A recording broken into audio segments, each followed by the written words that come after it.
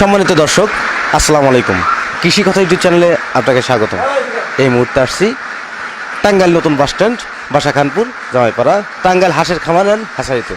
এখানে ডিম থেকে বাচ্চা উৎপাদন করা হয় এবং যে জায়গা থেকে তিনি ডিম সংগ্রহ করেন তার নিজস্ব খামার থেকে, সেই খামারের মধ্যে আমি দাঁড়িয়ে আছি। তার এখানে কী পরিমাণ হাঁস আছে, এখন কী পরিমাণ ডিম আসতেছে এবং কী পরিমাণ ডিম তিনি পাচ্ছেন এই হাঁস থেকে, এই কথাগুলো শুনবো সেই খামারের কাছ থেকে। চলুন আর কথা না বাড়িয়ে শুরু করি আজকের প্রতিবেদন।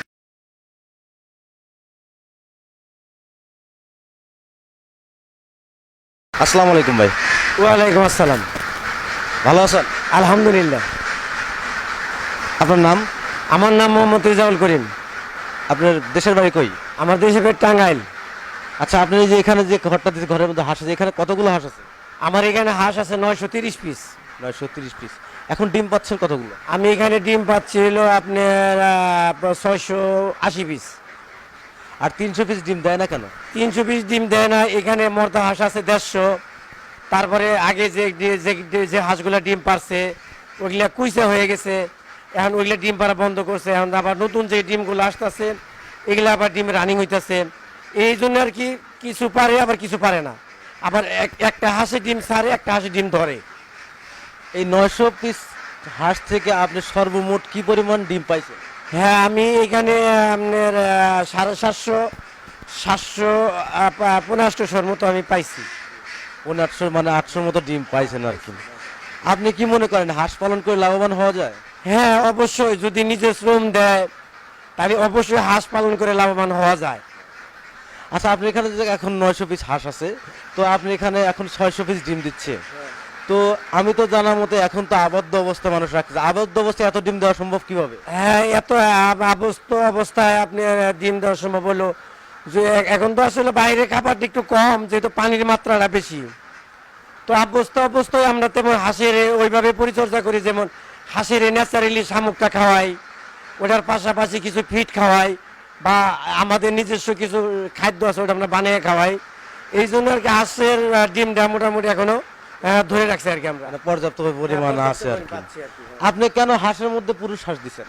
হ্যাঁ, আমার তো এখানে নিজস্ব হ্যাচারি এখানে আমার নিজস্ব হ্যাচারিতে হাঁসা মানে পুরুষ হাঁসটা যদি বেশি দেই তাহলে আপনার ডিমের প্রোডাকশনটা মানে ডিমের বাচ্চাটা উৎপাদনটা বেশি হয়।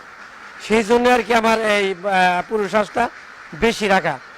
10টা একটা রাখলেও চলে, কিন্তু আমরা তার চেয়ে একটু বেশি দিয়ে রাখছি যেন আমাদের ডিমের গুণগত মানটা ভালো হয় এবং কি আমাদের হ্যাসাবিলিটি যেন ভালো হয়।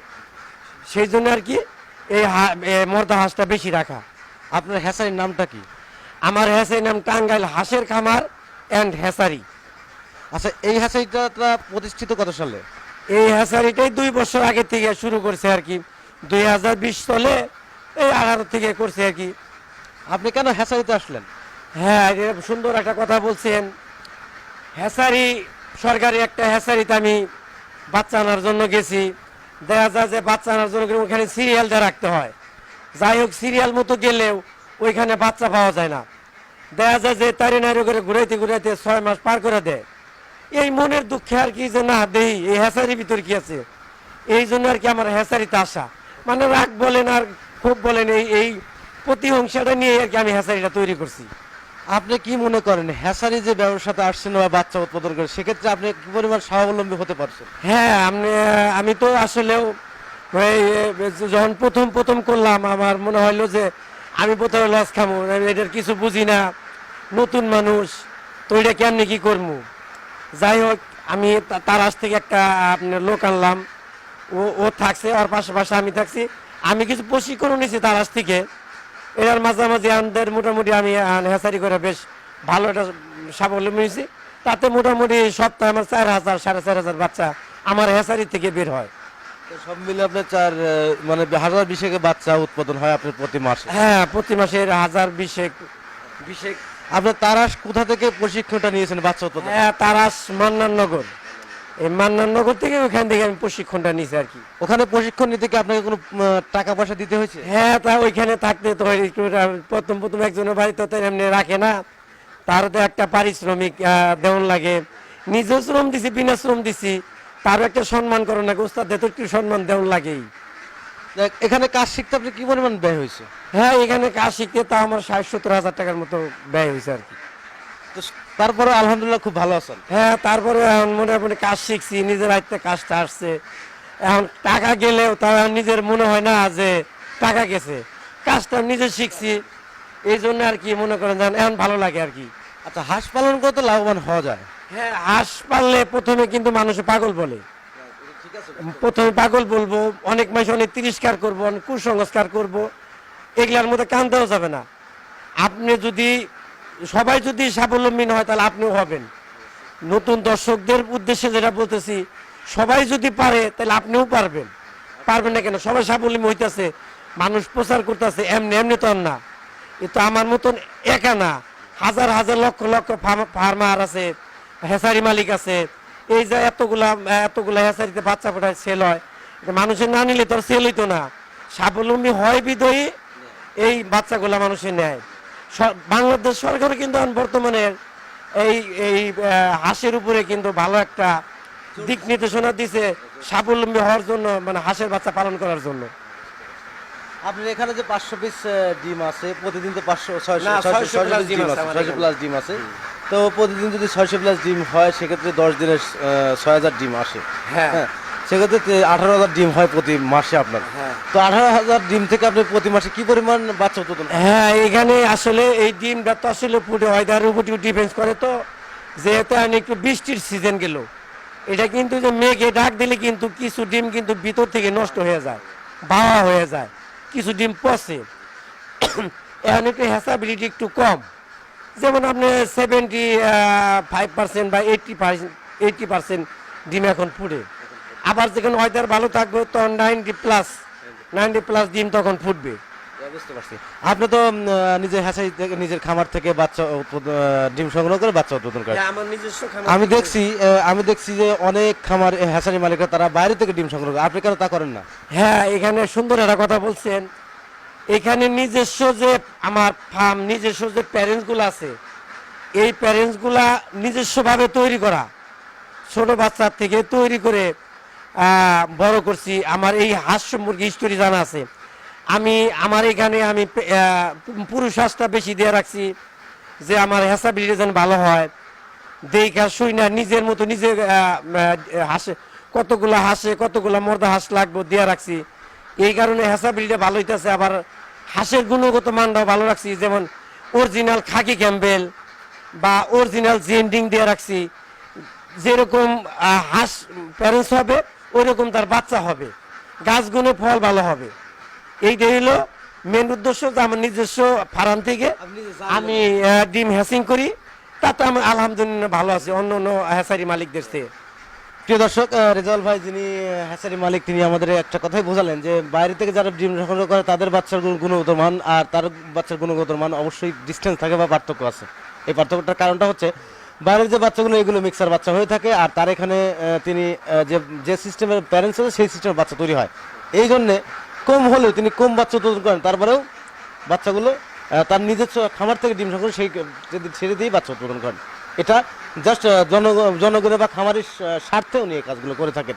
তাছাড়াও কিন্তু উনি বাইরে থেকে ডিম সংগ্রহ করতে পারতেন, তা না করে নিজের খামার থেকেই এই 18,000 বা 20,000 বাচ্চা প্রতি মাসে উৎপাদন করে থাকেন। সব মিলে তাও আলহামদুলিল্লাহ খুব ভালো আছেন। আচ্ছা, এই আপনার এখানে 900 পিস হাঁস আছে, 900 পিস হাঁস থেকে তো 600 ডিম আসছে। এই 900 পিস হাঁস করে মাসে কি পরিমাণ আয় করা সম্ভব? না, এখানে 930 পিস হাঁস আছে। এখান থেকে আপনার মনে করেন যে ডিম আরো বেশি আসে, কিন্তু এখন একটু ওই যে খাবার কম, তো এই জন্য ডিম একটু কম আসতেছে। খাবার ভালো পাইলে, পর্যাপ্ত বাইরে ন্যাচারাল খাবারটা পাইলে ডিমটা প্রোডাকশনটা বেশি হয়। এখন একটু কম আসতেছে, বন্যার সিজন চলে গেলে এখন খাবার পাবো হাসে। তো আমরা নিজস্ব ডিমও আছে, আবার বাইরের থেকেও কিছু ডিম নেওয়ান লাগে। অনেক সময় বেডটা পূরণ না হইলে বাইরের থেকে কিছু ডিম নেওয়ান লাগে।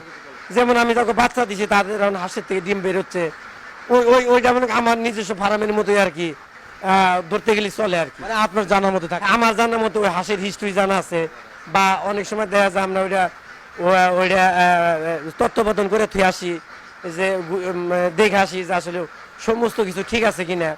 ওই ডিমগুলো আমাদের ফার্মের মতোই আর কি। এই 930 পিস হাঁস থেকে যদি একটা খামারি খামার করে পরিচালনা করে থাকে তাহলে কি পরিমাণ আয় করে মাসে?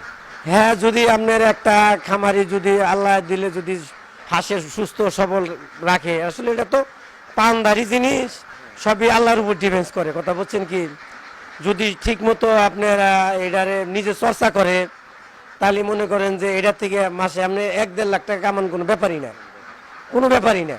ইজিলি মানে একটা চাকরিজীবী, 2টা চাকরিজীবীর সমান একটা হাঁসের ফার্মালা কিন্তু কামাই করতে পারে, যদি আল্লাহ তার প্রতি একটু সহানুভূতি থাকে। মানে আপনি বলতেছেন এখানে যে 900 পিস বা 950 পিস হাঁস আছে, এই হাঁস থেকে মোটামুটি একটা খামারি যদি সঠিকভাবে পরিচালনা করে থাকে তাহলে 1 থেকে 1.5 লাখ টাকা আয় করা সম্ভব এই হাঁস থেকে মাসে। যাই হোক, সব মিলিয়ে তো হাঁস পালন করে আসলে লাভবান হওয়া যায়, আপনার কথাতে বুঝলাম বা আপনি বলতেছেন। হ্যাঁ, অবশ্যই লাভবান হওয়া যায়। যারা আমাদের এই নতুন উদ্যোক্তা আছেন তারা ফার্ম করব, ফার্মের পরে যদি দেখা যায় যে না সে ফার্মটা তার ভালো উন্নত হয়েছে, সে আস্তে আস্তে হ্যাচারি করব, সে আমার মতো উন্নত হব।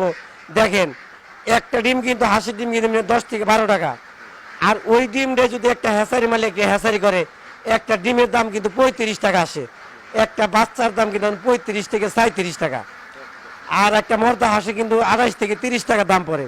তাহলে একটা ডিম যদি 30-35 টাকা বিক্রি হয়, তাহলে তো সে লাভবান অবশ্যই হবে, অবশ্যই লাভবান হওয়ার কথা।